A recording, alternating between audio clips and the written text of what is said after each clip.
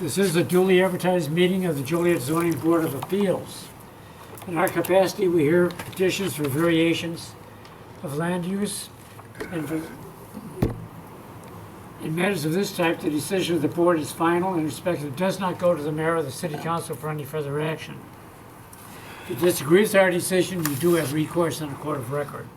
We also hear petitions for variations of land use. In matters of this type, we act as an advisory committee to the mayor and city council, making a recommendation either for or against it. The final decision on land use is made by the city council. Secretary, poll the board, please. Ms. Sanford? Here. Mr. Alessio? Here. Mr. McCauley? Here. Mr. Noctre? Here. Mr. Riggs? Mr. Hennessy? Here. Mr. Chair, the third item on your agenda is the approval of the minutes, and that would be the December 19th, 2019 Zoning Board of Appeals minutes. Move we approve. Second. We have motion and second. Poll the board. Ms. Sanford? Aye. Mr. Alessio? Aye. Mr. McCauley? Aye. Mr. Noctre? Aye. Mr. Hennessy? Aye. The next item on the agenda, item 4, is citizens to be heard on agenda items. And this is a section for anyone wanting to speak on an agenda item except for those that are already listed as a public hearing. And I believe everything on our agenda today is a public hearing. So we will move to old business public hearing. There is no item. There is no items. Are no items. Under item 7, new business, or item 6, old business, no public hearing. We have no items. And under item 7, new business public hearing, it's my understanding there was a request to move up one item on the agenda, and that would be petition 2020-08, a variation to increase the maximum allowable truck parking from 1,097 to 1,319 spaces located at 3401 South Brandon Road. That will be our first item. Why is that being moved up? Mike? Okay. So I will summarize the staff report. The applicant in this case, again, petition 2020-08. The applicant is Centerpoint Joliet Railroad Terminal LLC. The location is 3401 South Brandon Road. And the request is a variation to increase the maximum allowed trailer parking from 1,097 spaces to 1,269 spaces. I believe that's a little different than what's stated on the agenda. So I think the correct number, Mr. The correct number is in the staff report, 1,269 spaces. As per the applicable zoning ordinance, section 47.14A, 8.5.4, maximum number of accessory truck trailer parking spaces shall not exceed one space per every 1,500 square feet of ground floor area of the principal building allowance, and the zoning board makes the final decision for this type of variation request. Under site-specific information, the 126-acre subject site comprises a future lot within the Centerpoint Intermodal Center subdivision. A 1,646,392 square foot building is proposed for a Harbor Freight Tools warehouse. The existing zoning is I-TA, and that is Intermodal Terminal, and ITC, Intermodal Terminal-Warehouse. This case was filed December 16th. Surrounding zoning, land use, and character is as follows. To the north is undeveloped, zoned I-TA and I-TC. To the east is a railroad right-of-way and unincorporated Will County. To the south is undeveloped, zoned I-TC. And to the west is undeveloped, zoned I-TA and I-TC. Applicable regulations are as noted in the staff report. And under discussion, the approval of the requested variation to increase the maximum allowed trailer parking will allow the future Harbor Freight Tools warehouse site to accommodate the desired number of trailer stalls, which is 1,269. Approval of the variance will allow an additional 172 spaces, and a site plan is provided in the packet. Trailer parking locations are being proposed along the north and south of the new building and will be screened by future Brandon Road berming and landscaping. And the variation to allow the additional trailer parking spaces should not cause any negative impacts to the surrounding areas. And that concludes staff's report. Thank you. You swear the evidence you're about to present is the truth under penalty of law. Yes, Your Honor, I do. Name and Michael Hanson, address. attorney, 111 North Otto Street, Joliet, representing Centerpoint Intermodal. Mr. Schwartz, if I can make one comment to the report, it's my understanding that this is the spec building that is located to the south, to be located to the south of the Harbor Freight Building. I know we were talking about two potential variances, if you recall, and we decided that no variances were necessary for the Harbor Freight Building. So this is the building to the south, just to be clear. We'll note for the record, we will make that clarification with the staff. Sure. So noted. I have no other comments today. No other comments? That was it? Any questions by the board? Yeah, I have a question. What was the reason that this was moved up from number 9, or all the way down at the end up to the front, without us knowing it ahead of time? There was a request, and I believe, Mr. Chair. Yeah, I requested it, Mr. McCauley, just to, When? pardon? When? You requested Right it to before the the chairman, and I authorized it. Okay. Let's proceed. Any questions by the board? Anybody in the audience wishing to speak in favor? Is there anyone opposed? Chair closes the petition, asks the board for discussion and a motion. So the reason it's in front of us is the square footage per parking spot would cap it at that 1097 number, and they want to change that, get a variance, and move it up. To increase the total amount of truck parking, correct. Okay. Any other questions? Motion in order? Motion to approve. I'll second it. We have a motion and a second to approve the petition. Poll the board. Mr. McCauley? Aye. Mr. Noctre? Aye. Ms. Sanford? Aye. Mr. Alessio? Aye. Mr. Hennessy? Aye. Thank you. Very much. The next item on our agenda, we're going to move back up to the petition 2020-01 under new business public hearing. That's item A. This is a variation of use to allow construction of a 135-foot monopole tower wireless facility and accompanying ground equipment, which is a B3 general business use in an R1 single-family residential zoning district, as well as a special use permit to allow construction of the 135-foot monopole tower wireless facility and accompanying ground equipment. The applicant in this case is Central States Tower and Verizon Wireless.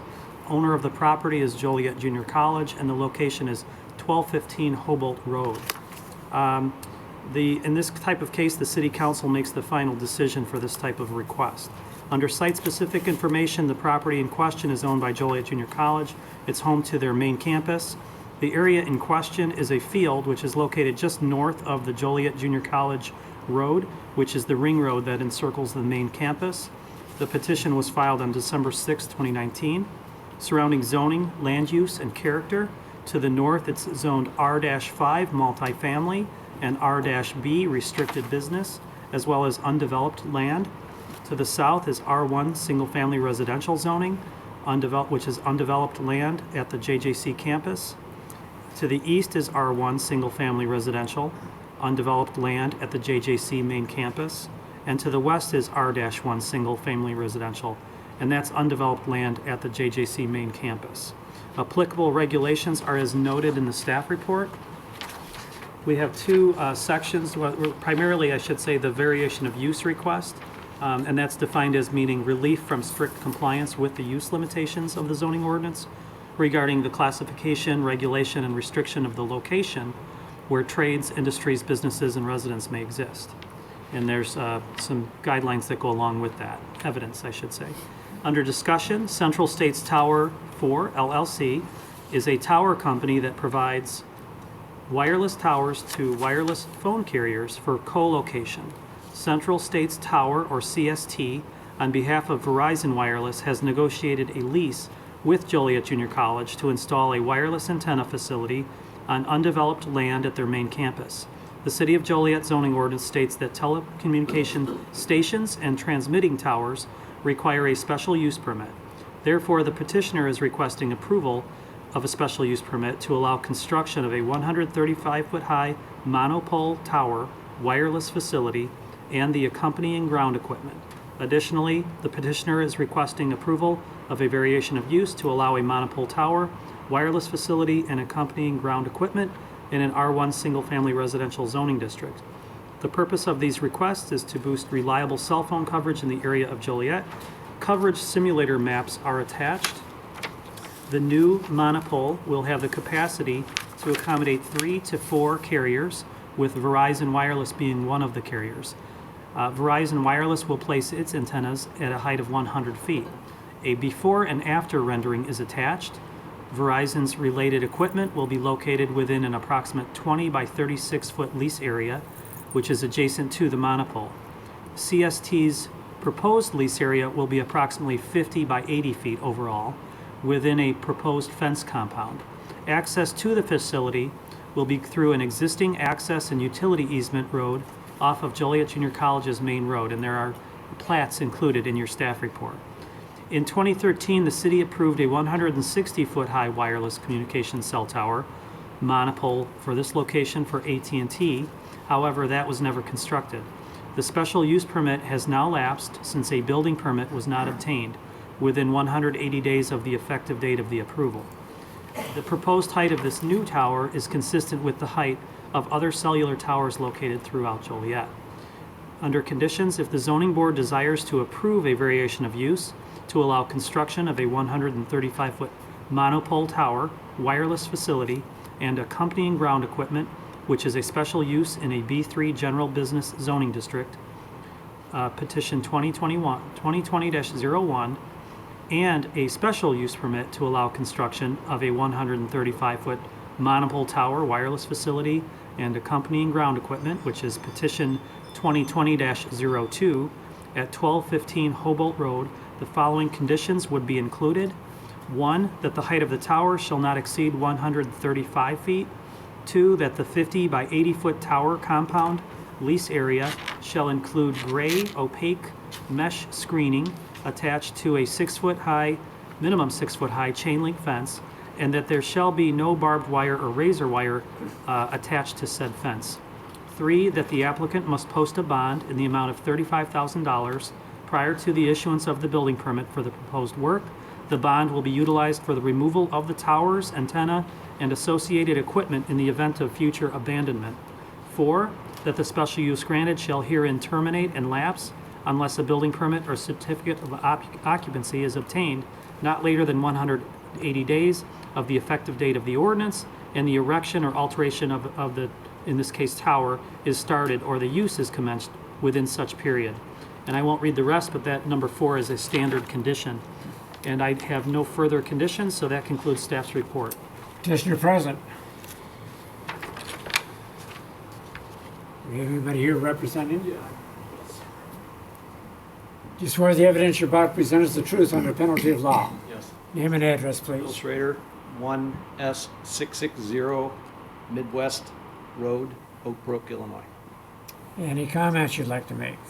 Not really. I think the staff report did an amazing job in capturing the entirety of the scope of work of the project and where we're at. So you've had a chance to take a look at the illustrations, the drawings, all of the exhibits. I'm here basically to answer any questions you might have regarding the proposal. Well, the board is familiar with these towers. We've got probably about 15 or 20 of them throughout the city. We've gone through a lot of arguments on them, even some court decisions. So I have no questions. Does anyone else on the board have one? Is anyone in the audience wishing to speak in favor? Is anyone opposed? Chair closes petition to the floor and asks the board for discussion and a motion. I have a question for staff. What would happen if we denied this? If you denied both requests, Opposed. Yeah. the variation needs Goes to the city four council. votes, and it would go to the city council. Both of these requests. And what if the city council denied it? It It's a probably goes to court like it has It would go to before. court and then it would be overturned. Well, that would be up to the petitioner whether or not Okay. they would pursue litigation. Okay. That's a what if. Okay, But ultimately, your recommendation goes to the city council. okay. I make a motion that we approve it.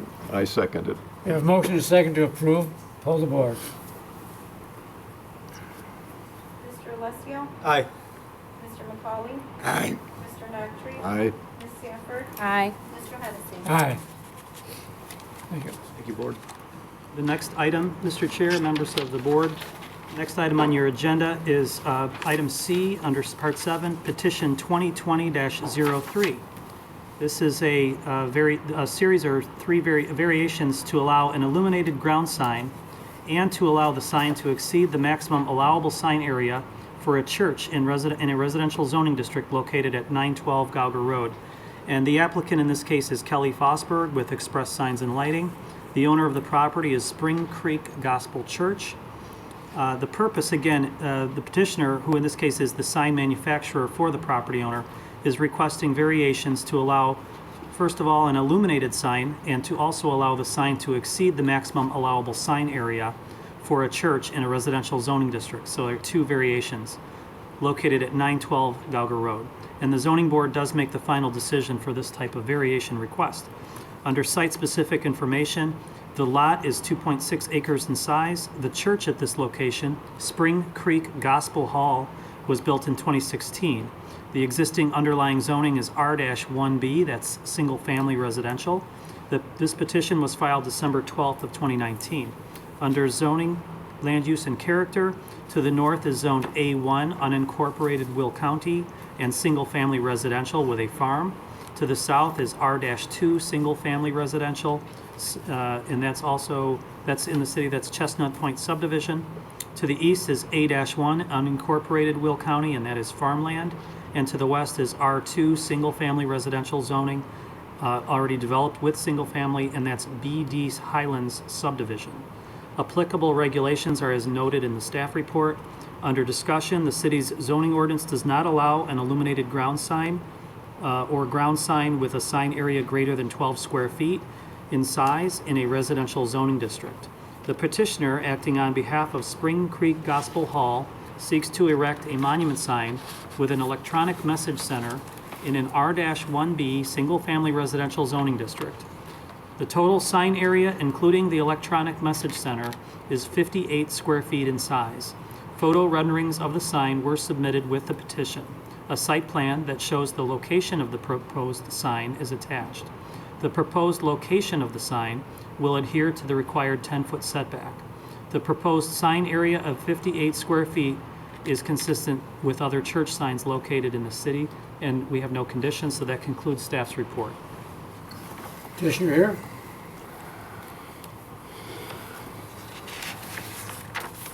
You swear the evidence you're about to present is the truth under penalty of law. I do. Name and address, please. Kelly Fosberg, 700 Westridge, Joliet. I can answer any questions. It's kind of a standard monument sign for churches and schools throughout the area. Any questions by the board? Do we have any conditions on how long it can be illuminated? Like, is it just all night? Well, you could, there's We no can make conditions in the conditions if staff you want report. to. If that's something you wanted to put on as a limitation, obviously it's a public hearing. I don't know if anybody else from the neighborhood is here. But we have, one thing I will note, these electronic signs, we do have regulations that we adopted about, I would say maybe a year and a half ago, that we were, as you know, they were processed in the past. They all required, all electronic signs, digital type signs required a variation because they were never allowed. And most of those, in fact, were always approved or generally approved. So the ordinance was changed to actually allow them in the business districts by right, subject to a 50 square foot limitation, and also having specific requirements on dimming controls, automatic dimming controls. And there are several manufacturers that I believe Express Signs utilizes one of those, and they auto dim if a cloud passes over, or at night they dim down. So I'll defer to the expert on illumination of the sign, but there is auto dimming capability built into this sign. That's correct. In this one there is, yes. This one there is, you're saying? Okay. Absolutely. So, based on your understanding, this would conform to the regulations you have with signs in the business district. This Except- sign would. Except for this sign exceeds the 50 square foot limitation in business. This one is 58, so he is 8 square feet above the 50 foot that a business district would be limited to. And then just the fact of having an illuminated sign, whether it's a digital message sign or just an illuminated sign in general, because the church sits in underlying residential zoning, our zoning ordinance requires any illuminated type of sign to ask for a variance because they have residential zoning. And most churches actually do have, it's common that churches are in residential zoning districts. So the two variations, one for the size and one for the fact that it's an illuminated sign. Any other questions? Anybody in the audience wishing to speak in favor? Or anyone opposed? Chair closes petition to the floor and asks the board for discussion and a motion. I move we approve. Second. We have a motion and a second to approve the petition. Poll the board. Ms. Sanford? Aye. Mr. Alessio? Aye. Mr. McCauley? Aye. Mr. Noctre? Aye. Mr. Hennessy? Aye. Thank you. The next item on your agenda, item D, under Part 7, is petition 2020-04. The applicant or owner, are they here? This is the applicant is Searing Property Holdings, LLC. We have the applicant and owner again is Searing Property Holdings, LLC. The location is 425 Summit Street. This is a request for a variation of use to allow expansion of the adjacent winery/distillery and event space into a vacant office building, which is a B3 general business use in an R-5 high-density multifamily residential zoning district. As per section 47-17.28B of the Joliet zoning ordinance, the zoning board of appeals shall make a recommendation regarding the granting or denial of the variation of use to the city council. Under site-specific information, the subject site was zoned multifamily residential according to the oldest dated Joliet zoning map, which is from the year 1939. The Joliet Polk directories have indicated that the property existed as an office use for the Catholic Diocese of Joliet for approximately 50 years. A variation of use was approved in February 2017 to allow continuation of an office use for Catholic Charities within the facility. Catholic Charities never located their programs to this facility. That was approved under ordinance number 17576. A variation of use allowing a winery/distillery and an event space was approved for 310 Bridge Street, which is around the corner, on April 3rd of 2017, and that was done under ordinance number 17596. This case was filed December 15th of 2016. Under surrounding zoning, land use, and character, to the north is zoned residential, and that's both R2 and R3 districts. To the south is residential, those are R2 and R3 zoning districts. To the east is residential, again R2 and R3 districts, and to the west is residential, and that area is zoned R4 and R5 zoning districts. Applicable regulations are as noted in the staff report. Under discussion, due to the lack of interest as an office building and the need to expand the adjacent winery and distillery, the petitioners are requesting a variation of use to expand the operations from the winery into the vacant Chancery building at 425 Summit Street. The winery/distillery tasting and special event space in what is known as the Castle at 310 Bridge Street is nearing completion and has already received a Joliet liquor license to do business. The processing building is under construction, utilizing the Joliet limestone that was found on the site from a demolished brewery. An existing tunnel will connect the buildings, including the Chancery building, and there are attached plans in your packet, and those tunnels could be utilized for future tours. The Chancery building is a 3-story brick building, and there are no plans to change the exterior at this time. The first floor is planned to be utilized for the processing and storage of wine and spirits. The second floor will be used for 2 small event spaces and will also include a catering kitchen. The third floor will include 2 additional event spaces, and the remainder will be utilized with offices for the operation of the facility. An existing parking lot that includes 21 parking spaces is located on the site adjacent to the building. With the proposed expansion of the winery distillery into 425 Summit Street, a total of 20 spaces are required under the zoning ordinance. There could be a need to create additional parking to accommodate employees and patrons. And so, as a condition of approval, staff would recommend that the petitioner provide a parking plan as part of the building permit submittal. And under conditions, if the zoning board desires to approve the variation of use, the following conditions would be included. 1, that the existing off-street parking shall remain and an updated parking plan shall be provided by the petitioner with the future building permit. And 2, should the property be declared a public nuisance, it shall be subject to a rehearing and a possible revocation of the variation of use. That concludes staff's report.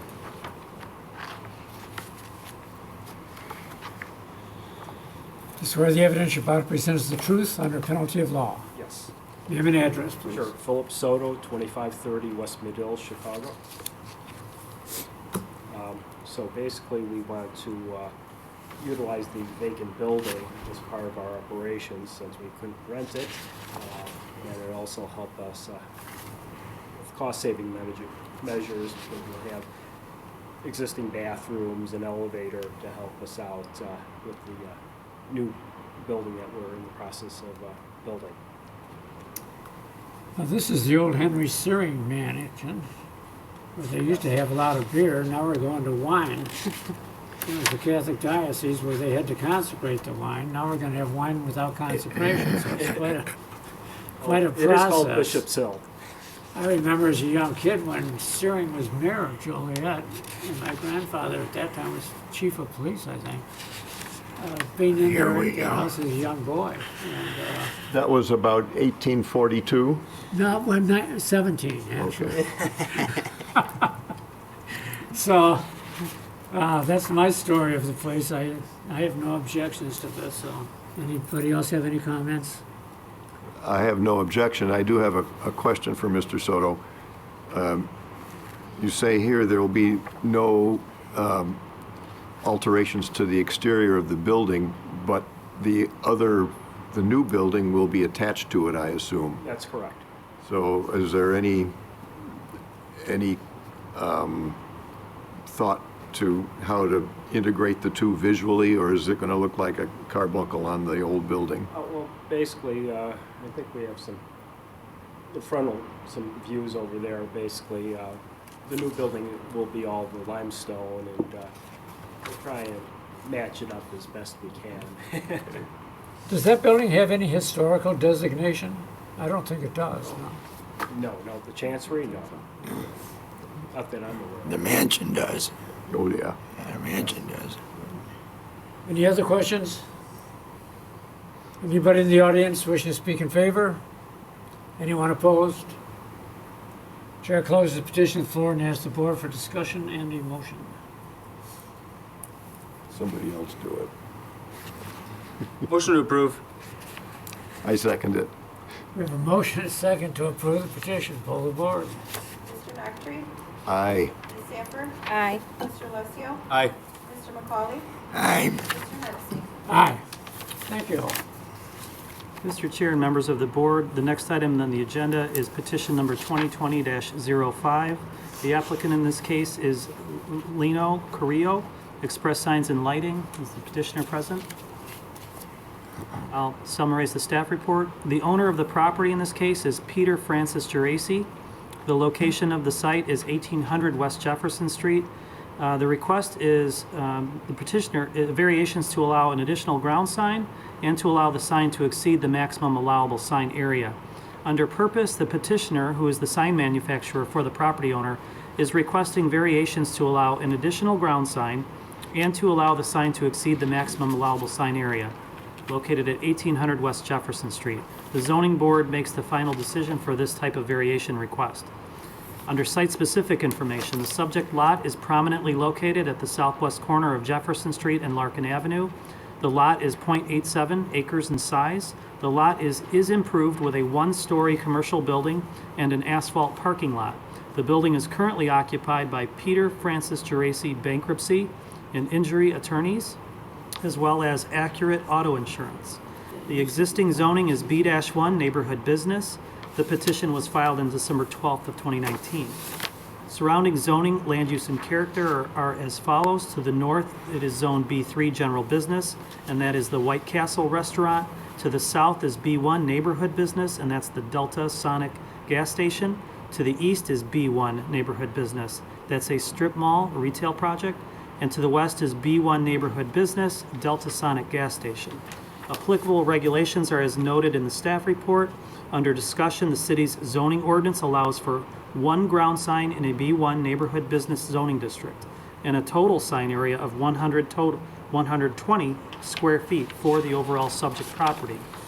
The petitioner, acting on behalf of the property owner, Peter Francis Geraci, seeks to erect a second ground sign at the subject property with a sign area of 72 square feet. The proposed sign will face Larkin Avenue. The city permitted the same ground sign facing Jefferson Street in October of 2019, and there are photo renderings of the proposed sign that were submitted with this petition. A site plan that shows the location of the proposed sign is also attached. The proposed location of the sign will adhere to the required 10-foot setback. The property owner intends to remove the existing 24-foot high pole sign that is located on the public sidewalk at the intersection of Larkin and Jefferson, and then would erect these two monument-style signs instead.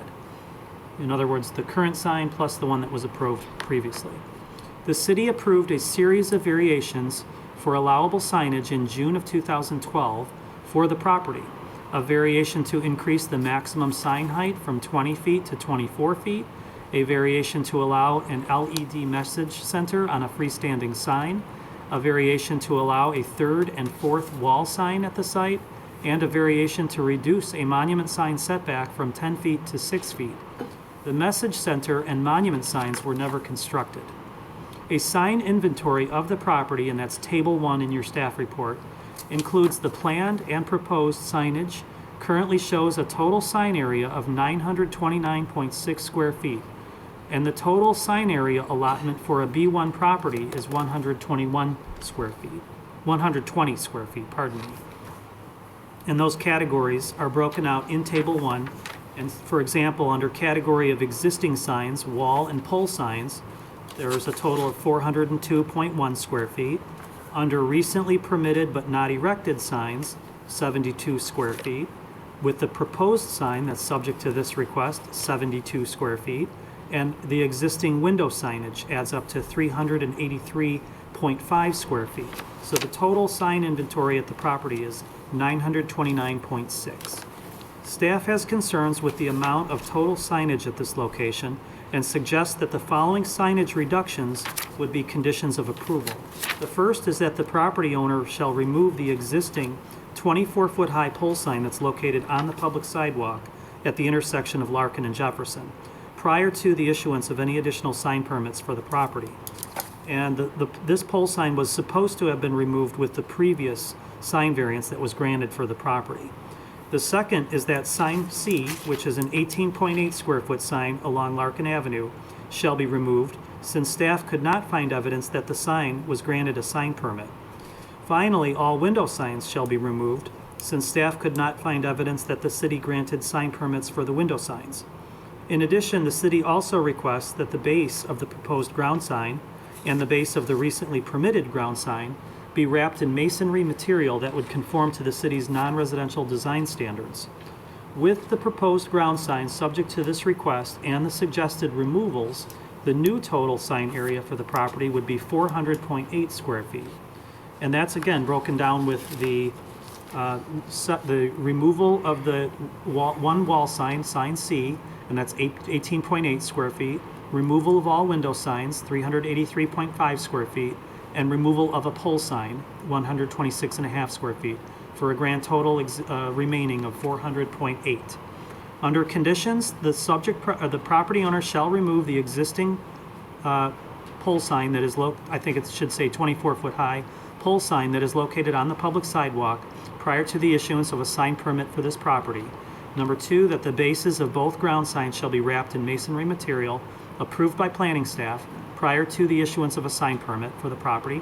3, that sign C, which is the under canopied box sign, shall be removed prior to the issuance of a sign permit for the property. And 4, that all window sign and window graphics shall be removed prior to the issuance of a sign permit for this property. And that concludes staff's report. Did Geraci own the building when those other signs were allowed and he didn't follow through with removing them? Do you remember? I I believe the accurate insurance believe it guy. may have been a different owner. I'm told it was a different owner at that time Okay. for the prior approval. Yes, Mike at Accurate Insurance. Yeah, so you came all the way from down south just to do this, huh? Sure, I wanted to see you. Okay, just swear the evidence you're about to present is the truth under penalty of law. Yes, Eddie Hartzell, Express Signs, Put your hand down. Shorewood. Go ahead, Edward, what do you got? Let me add, I can add a little bit because I see a lot of new faces here. They have been a lot of variances approved for that and nothing never got done. And we just realized recently, I think we did a freedom information maybe back in September, and we found out the one sign on the southeast side of the building did not have a permit, and the company that put that sign up is no longer in business, so you have nobody to go back on, but they said they would. I wanted to clarify that to show that it was under new ownership and everything. We could do that when we fill for the permit. We had also agreed to take that 26-foot sign down whenever they issued the permit for the one on Jefferson Street, which is not a problem. And he just got to take all of his decals out of the windows. Okay, do you have any problem with complying with the recommendations and conditions? No, I don't think so. Okay, And we did have a drawing I think I had sent that had masonry on the bottom of both signs. any other questions or comments by the board? Just one, I guess, comment or question. The removal of the window signs, I imagine it is intended to mean that people can look through the windows. Is that the idea? I mean, Well, window signage, window graphics are Yes, I know. part of the sign requirements, I and no know. permit was ever received for those. okay, yeah, so you want the windows to actually be transparent, for people to see in and out. And is that something that your clients would I mean, they- agree to? We don't have any, they could do tinted windows if they wanted. We're just saying the signage needs to be removed. If they wanted darkened windows, if they wanted clear windows, that's entirely up to the property owner. Okay. And this is this 3M see-through vinyl. If you actually inside, you can see outside, but it's like they put on the buses where you can't see in a bus window. That's the type of vinyl that's on those windows now. The existing signs are obnoxious. Well, it's only obnoxious. I think it's a distraction to the people on the street who are driving and everything. There's just too much stuff there to look at and read. The signs that we're going to, if they are authorized, would, I think, be adequate. I don't think you need all those cardboard signs in the windows. And I think we could make a condition of that if we wish. I think it is a condition. It is a condition. And one of the things we tried to do before is on that corner, on the very corner of the building.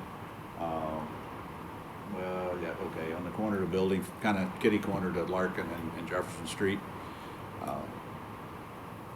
Either the city or the state, I'm not sure, took a lot of their property when they widened out that corner. And we was gonna try to put it on the corner of the building, and then we found out there was utilities there and it was too close to the property line, so that kinda went away, and we didn't have room to even ask for a 1-foot setback and just You've put actually one got sign, two state kitty highways corner. there, so. Okay, any other comments? Yeah, would it be accurate, the sign diet that's kind of proposed in there, those, except for one, were unpermitted to begin with, right? Yes. Is that sign C, the underbox one, that was permitted, we said, it was, at one point, or no? I believe that was not. It was So it would be accurate, based on the report, although I'm not swaying it one way or the other, it would be accurate that the signs that we're proposing be removed should be removed anyways. Correct. So it's not really a considering factor whether we allow this sign. Correct. No. Okay. I just want to make sure I had that right. Okay. I think it adds some weight if it's made a condition of the approval for the new signs. Sure, right. Any other comments? Anybody in the audience wish to speak in favor? Anyone opposed? Chair closes petition to the floor. Ask the board for discussion and a motion. I move we approve. Subject to conditions. Subject to the conditions, yes. Second. We have a motion and a second to approve the petition. Call the roll. Mr. McCauley? Aye. Mr. Crabtree? Aye. Ms. Sanford? Aye. Mr. Alessio? Aye. Mr. Hennessy? Aye. Thank you. Thank you. Mr. Chair, the last petition before you this afternoon is item F under Part 7 of the agenda, petition 2020-07. The applicant in this case is Chick-fil-A. Is a representative here? And the owner of the property is also Chick-fil-A. The location is 2705 Plainfield Road, and this is a request for variations to allow 3 wall signs that do not face a public street. Under purpose, the applicant is requesting variations to allow 3 wall signs that do not face a public street for a future Chick-fil-A restaurant located at 2705 Plainfield Road. The zoning board makes the final decision for this type of variation request. Under site-specific information, the lot of the subject property was created with the approval of the US Route 30/Kellogg Street re-subdivision in 1994. Chick-fil-A intends to tear down the former Lone Star restaurant and build a 4,863 square foot Chick-fil-A restaurant at this location. The lot is Zone B3 General Business. It's approximately 1.4 acres in size, and this petition was filed December 13th of 2019. Surrounding zoning, land use, and character, to the north is B3 General Business, that's a shopping plaza. To the south, also B2 Central Business, that's a shopping plaza. To the east, B3 General Business, that's the Steak and Shake restaurant. And to the west is B3 General Business, that's the Applebee's restaurant. Applicable regulations are as noted in the report. Under discussion, Chick-fil-A is building a new restaurant at this location and requests these variations to install 3 additional wall signs on the eastern, western, and northern elevations of the proposed new building, and which are elevations that do not face a public street. The City of Joliet zoning ordinance allows businesses 1 sign per public street front. The purpose of the proposed signage is to increase the restaurant's visibility to eastbound and westbound Route 30 traffic, as well as traffic utilizing the internal circulation roads or private drives within the US Route 30 Kellogg Street commercial subdivision. The signage, site plan, and sign elevations are included as part of the application packet, and the proposed signage for this location meets all other city sign requirements. That concludes staff's report. Petitioner present? Whoops. Swear the evidence you're about to present is the truth under penalty of law. I do. Name and address, please. My name is Tracy Deal, TraceYDiehL. My address is 6487 Hilliard Drive, Canal Winchester, Ohio, 43110. Okay, any comments you'd like to make? The proposed signage is necessary for vehicles traveling in and through the shopping center, as well as traveling east and westbound on Route 30. I visited the site today and observed that it is what we're asking for is consistent with what other businesses in that area have. There is a Steak and Shake that has signs on all elevations. There is a McDonald's that has branding, and there is a Ross that has branding on multiple elevations, one which doesn't face an actual right-of-way. And across the street, I also observed Chipotle. And I was previously before this board for Aspen Dental quite some time ago, but I do remember some of you. So the signage is necessary for patrons to make their way safely. Being able to find their destination in a cluttered environment is very important for Chick-fil-A to be able to be found. GPS technology isn't always accurate. People that are traveling there are not always looking for ground signs. They're often looking for buildings and elevations, and they're not always familiar with the area. So them being able to find it as quickly and as safely as possible and efficiently without stopping and going and creating traffic hazards is important to us. I'm here to answer any questions that you might have. Questions? Where's the nearest Chick-fil-A? I'm not really sure where the nearest Chick-fil-A is to here, Bolingbrook. but it's a very exciting thing for you if you don't Yeah, I have was one already. wondering. Sort of like the Olive Garden. I've been waiting for you. Oh, boy. It's like going on the Olive Garden. I understand the feeling. My nearest Chick-fil-A at home is 30 minutes away. Okay. Anybody in the audience wish to speak in favor? Is anyone opposed? Bob, do you have any objections back there? Okay. What kind of steaks do they have there? Steaks? None, but their mac and cheese is amazing. Chair closes the petition of the floor and asks the board for discussion and a motion. I make a motion to approve. We have a motion, do you have a second? Second. You have a second. Hold the board. Mr. Nightry? Aye. Ms. Sanford? Aye. Mr. Alessio? Aye. Mr. McCauley? Aye. Mr. Hennessy? Aye.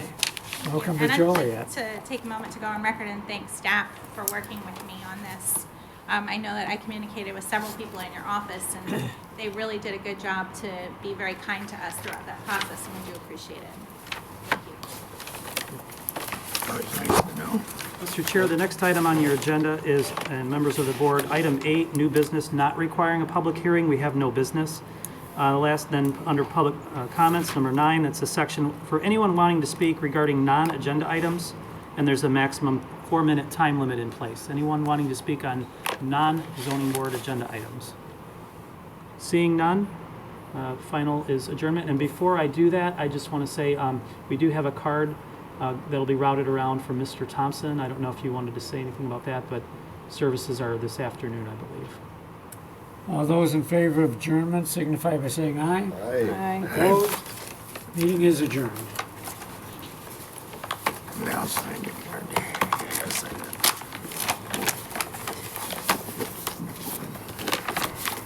Off the record, we have iPads, I mentioned.